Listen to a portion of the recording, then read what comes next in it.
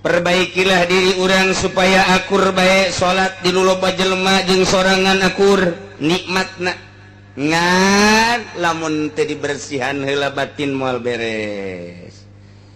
Bisana urang ngeunaheun ibadah ka Gusti Allah duduaan jeung Gusti teh ketika batin urang geus bersih.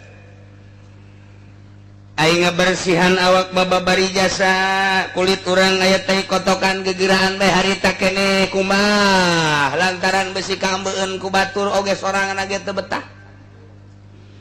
Urang keur lempang di baju urang teh aya kotoran boro-boro nun najis cacakan cai hujan bae ge cai hujan ngecret ka urang keur lempang di jalan ngecret gegeraan di kumbah baju urang samping urang dan lain sebagainya atawa di leungeun urang di pipi urang aya hideungan harita keneh dielap teu betah tapi ieu takabur di jero hate teu pernah dikumbah.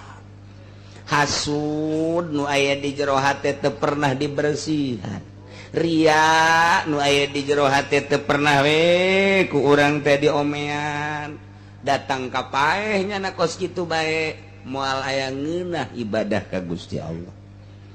Bisa ngeunah soteh ibadah ka Gusti Allah eueuh nanaonan di jero hatena. Hiji we Allah sedengkeun cek Gusti Allah aing nyieun hate mual bisa ditendeun ku dua perkara. Lamun sia cinta dunia ka aing teu cinta, mun sia cinta ka aing ka dunia teu cinta berarti.